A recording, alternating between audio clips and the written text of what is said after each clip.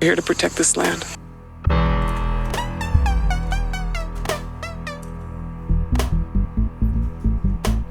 We're here to protect this land.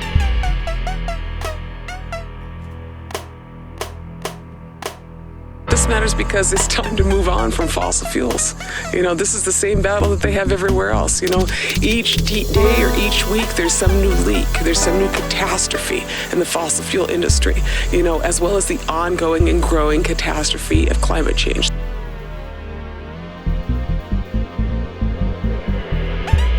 The fact that there is no rain in Syria has directly to do with these fossil fuel companies.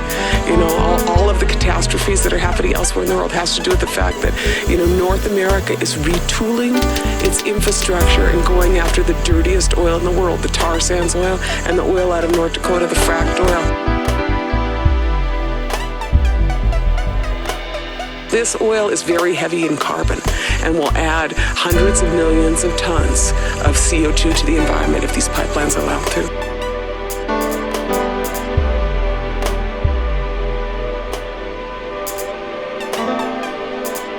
Call this energy independence, shoving a pipeline down people's throats so that Canadian oil companies can benefit and, a bunch of people the world can worsen.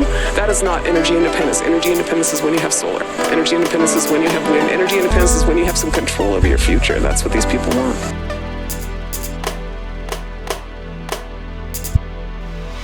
We could spend our lives fighting one pipeline after another, but someone needs to challenge the problem.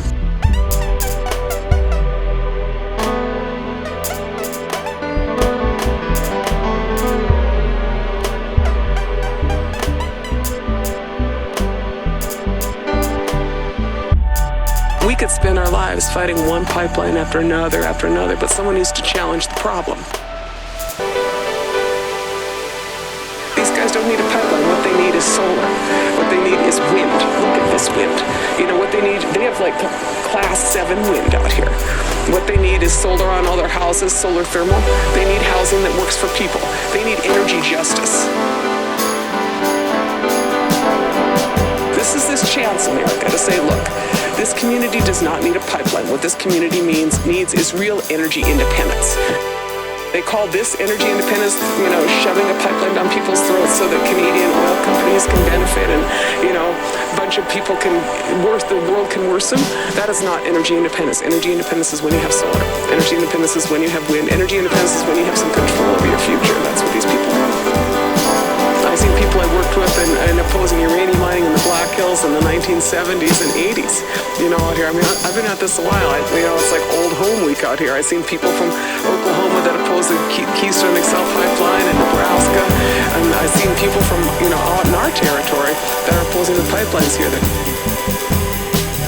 We could spend our lives fighting one pipeline after another, but someone needs to challenge the problem. This is their stamp. They got a chance to not have one more bad thing happen to them.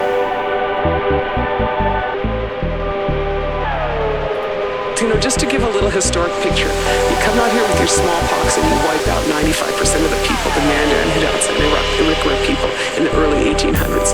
They live along these villages, just try to hang in there. Then you come out here and you flood their lands, and the agricultural crops that they produced are now owned by Monsanto and Syngenta as trademarked, varieties that they created. You're out here in North Dakota, and everybody in the country flies over North Dakota and looks down and says, well, that's North Dakota. Nobody comes out here. And so stuff continues out here for 100 years where these people are treated like third-class citizens. They have no running water in their houses, and they have oil companies coming out here, and you have high rates of abuse and violence against women and children, and it accelerates and increases in the oil fields until you have an epidemic of drugs, which now hits this community. These people on this reservation, they don't have adequate infrastructure for their houses. They don't have adequate energy infrastructure. They don't have adequate highway infrastructure, and yet they're looking at a $3.9 billion pipeline that will not help them. It will only help oil companies. So that's why we're here. We're here to protect this land. And because the Indian wars are far from over out here. But what you get is intergenerational trauma, is what is known as historic trauma. And other people have it, but you have a genetic memory, and you look out there and you see, every day you wake up and you see that your land was flooded. And that big power line that runs through this land, that doesn't benefit you. You still have to, that everything that is out here was done at your expense, but you still have to pay for it.